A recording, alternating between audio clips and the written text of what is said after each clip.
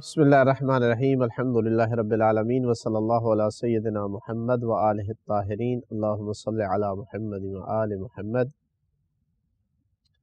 گزشتہ دروس میں عرض کیا ہے کہ اللہ تعالیٰ کی جیسے ذات میں کوئی شریک نہیں ہے تو اس کی اوصاف چاہے خالق ہونا ہو، رازق ہونا ہو، معبود ہونا ہو، اس کی ذات میں بھی کوئی شریک نہیں ہے، غنی مطلق ہونے میں، قادر مطلق ہونے میں۔ اب سوال یہ ہے کہ اگر اس طرح کا کوئی عقیدہ رکھتا ہے تو کیا ہو جائے گا؟ عرض کروں گا کہ یہ عقیدہ رکھنا انسان کو غالی بنا دیتا ہے، یہ غلو ہے ان ہستیوں میں جو اللہ کی مخلوق ہیں، جو اللہ نے ہدایت کے لیے بھیجی ہے، ان میں غلو ہے، ان کو اللہ کے مقام پہ لا کھڑا کرنا ہے، گویا اللہ تعالیٰ ایاز باللہ اب جو ہے وہ فارغ ہے اور سب کچھ یہ ہستیاں کر رہی ہیں۔ یہ غلو ہے، اور غلو کیا کرتا ہے؟ انسان کو دائرہ اسلام سے خارج کر دیتا ہے۔ کیا کیا عقیدہ رکھنے سے انسان غالی ہوتا ہے؟ انبیاء یا اولیاء خدا میں سے کسی کی الوہیت کا قائل ہو کہ وہ الہ اور معبود ہے، لائق عبادت ہے، یہ غالی بنا دیتا ہے۔ انبیاء یا اولیاء خدا میں سے کسی کو جو ہے اللہ کی طرح خالق ہونا، رازق ہونا، ان چیزوں میں اللہ کے افعال میں شریک بناتا ہے۔ اسی طرح یہ عقیدہ رکھنا کہ اللہ تعالیٰ ان میں سے کسی ہستی میں سمو جاتا ہے، حلول کر جاتا ہے، یہ انسان کو غالی بنا دیتا ہے۔ یہ عقیدہ رکھنا کہ اللہ کے علاوہ کوئی ذات ایسی ہے کہ جو عالم الغیب ہے، اللہ تعالیٰ سے علم لینے کا محتاج نہیں ہے، وحی یا الہام کی ضرورت نہیں ہے، یہ غالی بنا دیتا ہے۔ یہ عقیدہ رکھنا کہ ائمہ علیہ الصلوۃ والسلام انبیاء اور رسل ہیں، یہ دائرہ اسلام سے خارج کرتا ہے۔ یہ عقیدہ رکھنا کہ امام کی معرفت اطاعت اور عبادت سے مستغنی کر دیتی ہے، جب بندے کو معرفت آ جائے تو بندہ شرعی احکام سے جو ہے وہ آزاد ہو جاتا ہے، کسی قسم کی اس پر کوئی شرعی ذمہ داری نہیں ہے۔ مزید تفصیل کے لیے دیکھنا ہو تو بہار الانوار کی جلد نمبر 25 میں آپ دیکھ سکتے ہیں۔ امام حسن عسکری علیہ السلام سے وہاں ایک روایت نقل کی ہے کہ آپ کے اصحاب میں سے ایک صحابی نے آپ کی طرف خط لکھا کہ میرے آقا میں آپ پر قربان ہو جاؤں، علی بن حسکہ خود کو آپ کے محبوں اور چاہنے والوں میں سے شمار کرتا ہے اور کہتا ہے کہ آپ ہی اول و قدیم ہیں، اور کہتا ہے کہ اہل بیت کی معرفت ہی نماز، زکوٰۃ، حج اور روزہ ہیں، اور اہل بیت کی معرفت کے بعد ان عبادتوں کی ضرورت نہیں ہے۔ تو یہ حقیقت میں غالی تھا، غالی والا عقیدہ رکھتا تھا۔ تو امام علیہ السلام نے جواب میں کیا کیا؟ جب آپ کو اس کے عقیدے کا علم ہوا تو آپ نے جواب میں لکھا، علی بن حسکہ جھوٹا ہے، اس پر اللہ کی لعنت ہے، اور تیرے لیے اتنا کافی ہے کہ میں اپنے اصحاب میں سے کسی ایسے عقائد رکھنے والے کو نہیں جانتا، اگر کوئی جو بھی ایسا ہے تو اس پر خدا کی لعنت ہو۔ اللہ کی قسم، اللہ نے محمد مصطفیٰ صلی اللہ علیہ وآلہ وسلم اور ان سے پہلے جتنے انبیاء ہیں ان کو مبعوث برسالت اس لیے کیا ہے کہ انہیں یہ شریعت دے کر کے بھیجے، نماز، زکوٰۃ، روزے، حج، ولایت، ان چیزوں کو دے کر کے انہیں بھیجا ہے۔ بعض روایات میں یہ بھی ہے کہ امام صادق علیہ الصلوۃ والسلام نے فرمایا کہ غالی نماز، زکوٰۃ، روزے، حج کو ترک کرنے کا عادی بن چکا ہے، اس وجہ سے وہ ہمارے ساتھ کبھی بھی ملحق ہمارے ساتھ نہیں ہوگا، کیونکہ وہ امام کی معرفت کو ہی نماز، روزہ، حج، زکوٰۃ سمجھتا ہے۔ تو اس سے معلوم ہوا کہ غلو کی ایک قسم یہ تھی کہ وہ کہتے تھے کہ انسان جب معرفت حاصل کر لیتا ہے تو اس کے بعد اس کو ضرورت نہیں رہتی ہے کہ وہ نماز، روزہ اور یہ چیزیں کرے۔ اب اگلا کوشچن یہاں یہ ہے، اور یہ مہم ہے چونکہ معاشرے میں ایسے لوگ مخلوط رہتے ہیں، کہ یہ لوگ جب اس طرح کا عقیدہ رکھتے ہیں تو یہ شیعہ رہ جاتے ہیں یا شیعہ سے نکل جاتے ہیں؟ حقیقت یہ ہے کہ ایسے لوگ شیعہ نہیں رہتے. جب یہ اسلام سے نکل گئے تو کیسے کہا جائے کہ یہ ابھی تک شیعہ ہے؟ جب یہ شیعہ میں نہیں رہتے ہیں تو ان کو اپنے اندر رہنا چاہیے، ان کے ساتھ راہ و رسم رکھنا چاہیے، یا ان سے جدا ہو جانا چاہیے؟ یہ مہم سوال ہے. لیکن یہاں جلد بازی سے کام نہیں لینا ہے. پہلے ثابت ہو جائے کہ بندہ غالی ہے. ہمارے ہاں تھوڑا سا جلد بازی کرتے ہیں کہ تھوڑا سا عقیدے میں اختلاف ہوا ہے، کسی مسئلے میں، حتی فقہی مسائل میں اختلاف ہوا ہے تو کہا کہ یہ غالی ہو گیا. ایسی بات نہیں ہے. جب کنفرم ہو جائے کہ بندہ غالی ہے تو پھر ائمہ علیہ الصلوۃ والسلام نے جو نصیحتیں کی ہیں اپنے شیعہ کو، پھر ان پہ عمل کرنا چاہیے. ان میں سے ایک نصیحت یہ کی ہے کہ ان سے قطع تعلقی ہونی چاہیے، ان سے دور رہنا چاہیے.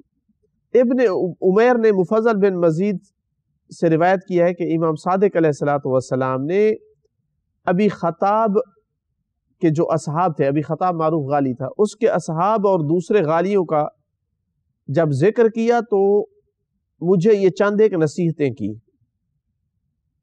کیا فرمایا؟ غالیوں کو اپنے پاس مت بٹھاؤ،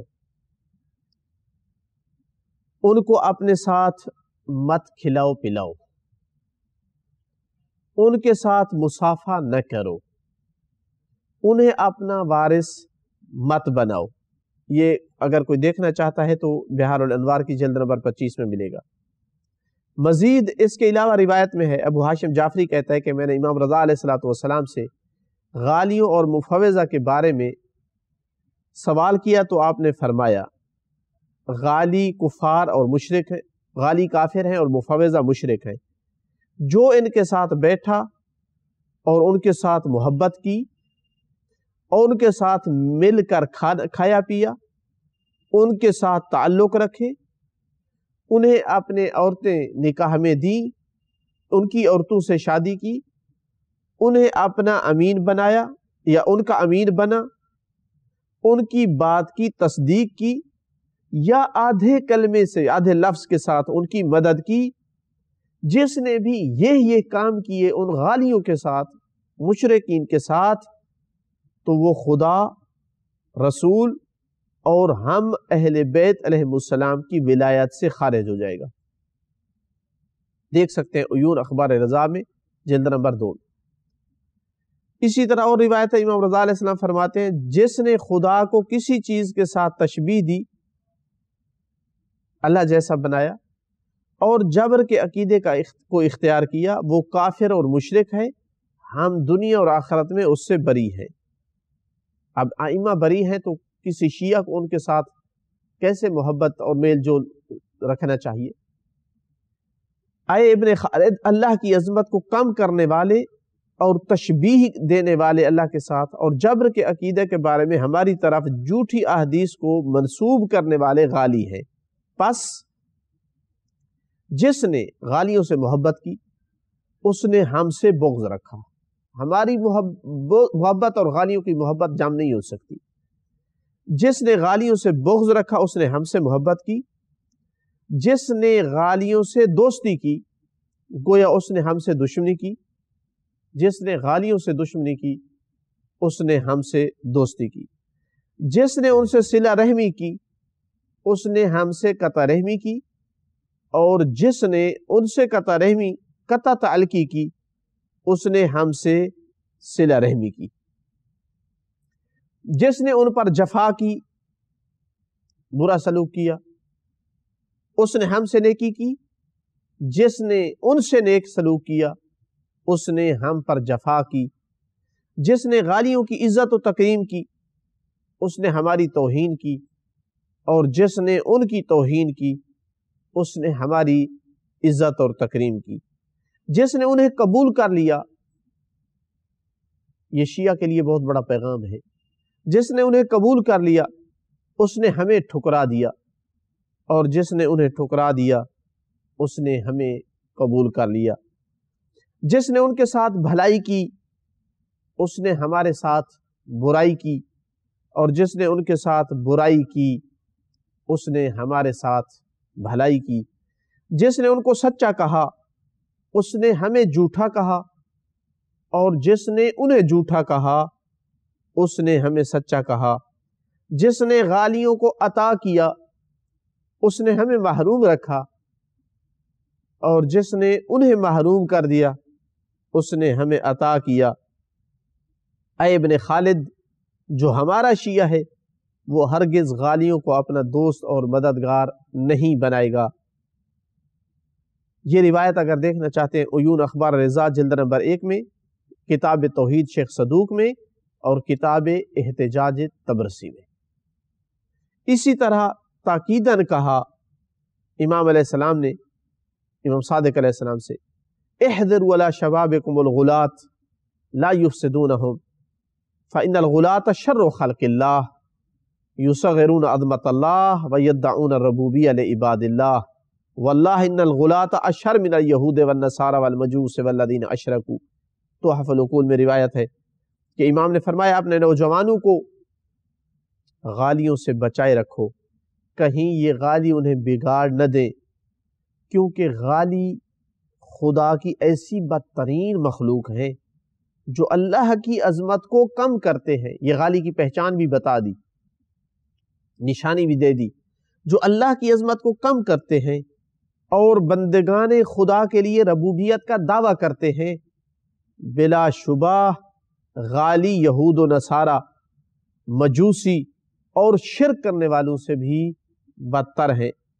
امام صادق علیہ السلام نے نوجوان نسل کو غالیوں کی صحبت اختیار کرنے سے اس لیے روکا ہے کیونکہ نوجوان نسل جلد کسی کی افکار سے متاثر ہوتے ہیں، اور خاص طور پر وہ باطل عقیدہ دینے والا آدمی جب دین کا لبادہ اڑھ کر آتا ہے، محبت اہل بیت کا دعویٰ، اپنے آپ کو موالی کہتا ہے، اپنے من پسند کی تفسیریں کرتا ہے، قرآن مجید کی آیات کی، حدیثوں کی، تو جلدی جو ہے وہ کسی غالی کے افکار سے متاثر ہو جاتا ہے۔ اسی طرح جو نصیحتیں کی ہیں غالیوں کے حوالے سے، امام صادق علیہ السلام نے جہاں قطع تعلقی کا حکم دیا ہے تو وہاں یہ ذمہ داری بھی سونپی ہے کہ اہل علم جو ہے ان کی افکار کو رد کریں۔ متعدد مقامات پر خود بھی غالیوں کی افکار کو رد کیا ہے۔ امام صادق علیہ السلام کو جو غالی معبود کہتے تھے اس آیت کو ذکر کرتے تھے، هو الذی فی السماء الہ وفی الارض الہ، چونکہ قرآن کہتا ہے کہ وہ ہے جو زمین میں الہ ہے اور ارض میں الہ ہے، یعنی زمین میں اپنا آسمان میں الہ ہے اور زمین میں الہ ہے، یعنی کہتے تھے کہ آسمان میں الہ اللہ ہے اور زمین میں الہ جو ہے وہ امام صادق علیہ السلام ہے، انہیں الہ قرار دیتے تھے۔ تو امام علیہ السلام نے ایسے لوگوں کو مجوسی، نصارہ اور یہود سے بھی بدتر کہا ہے۔ فرمایا ان رسول اللہ صلی اللہ علیہ وآلہ وسلم،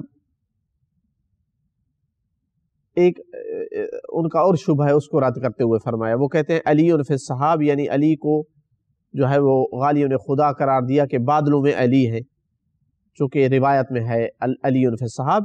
اس کو رد کرتے ہوئے امام علیہ السلام نے فرمایا کہ نبی اکرم صلی اللہ علیہ وآلہ وسلم نے حضرت علی علیہ السلام کو اپنا ایک امامہ پہنایا تھا، اس امامے کا نام صحاب بادل تھا، عربی میں صحاب بادل کو کہا جاتا ہے، تو اس امامے کا نام صحاب تھا، نہ کہ امام علی علیہ السلام بادلوں میں ہوتے تھے۔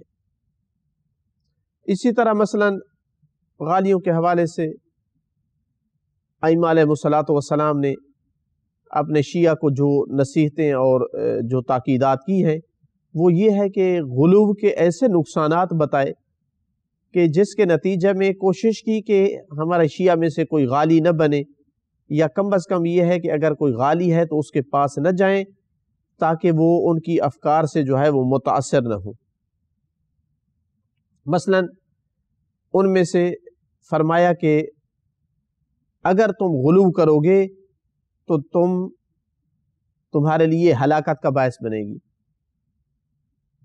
بہار الانوار میں علامہ مجلسی نے جز نمبر 25 میں لکھا ہے، یا ایھا الناس نبی پاک نے فرمایا ایاکم والغلو فی الدین فإنہ اہلک من کان قبلکم الغلو فی الدین، کہ بچنا دین میں غلو کرنے سے، تم سے جو پہلے تھے ان کو دین میں غالی ہونے نے ہلاک کر دیا تھا۔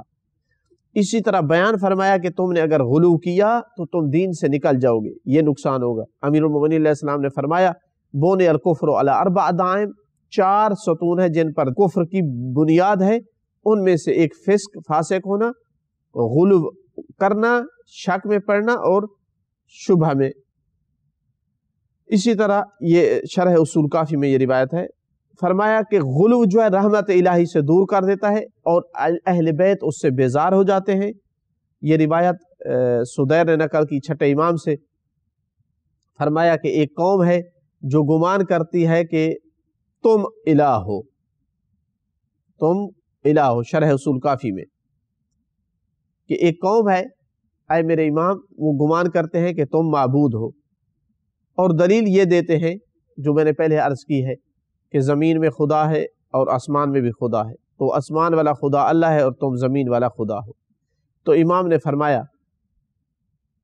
غضبناک ہو گئے، فرمایا میری سماعت، میری بصارت، میرا گوشت، میرا پوست، میرا خون، میرا بال ان لوگوں سے بری ہے اور اللہ بھی ان سے بری ہے۔ یہ لوگ نہ میرے والے دین پر ہیں نہ ہی میرے آباء و اجداد کے دین کو مانتے ہیں۔ اللہ کی قسم روز قیامت اللہ انہیں اور مجھے اس حال میں جمع کرے گا کہ اللہ ان پر غضبناک ہوگا۔ تو یہ غلو کا نقصان ہے کہ اللہ غضبناک ہوتا ہے۔ غلو انسان کے عقیدے کو فاسد کر دیتا ہے۔ معصوم نے فرمایا کہ جوانوں کو بچاؤ غلو غالیوں سے، وہ ان کے دین کو فاسد کر دیں گے۔ تو لہٰذا غلو جو ہے وہ انسان کی دنیا اور آخرت کو تباہ کر دیتا ہے، اور غالی کے ساتھ کسی قسم کے تعلق سے جو ہے ائمہ نے منع کیا ہے، اور جوانوں کو غالیوں سے دور رکھنے کی تاکید کی ہے۔ اور کیا کیا چیز انسان کو غالی بنا دیتی ہے وہ بھی میں نے عرض کر دیا، اور اہل علم کی ذمہ داری ہے کہ وہ جو ہے وہ غالیوں کے شبہات کو دفع کریں۔ باقی رہا کہ انسان کی زندگی پر غالیوں کے اثرات کیا ہیں، وہ بھی میں نے آپ کو عرض کر دیا کہ وہ انسان کو اللہ کی رحمت سے دور کرتے ہیں، انسان کو کے دین کو فاسد کرتے ہیں، انسان کو ائمہ جو ہے ان سے بیزار ہونے کا وہ سبب بنتے ہیں۔ تو یہ تھی اس درس میں بالخصوص جو ہے غلو کی حقیقت اور غالیوں کے ساتھ انسان کا رویہ کیا ہونا چاہیے، اس حوالے سے گفتگو۔ انشاءاللہ مزید اگلے دروس میں بھی چند ایک شبہات جو ہے ان کا ذکر اور ان کا ازالہ ذکر کریں گے۔ تب تک اجازت چاہیے، والحمدللہ رب العالمین۔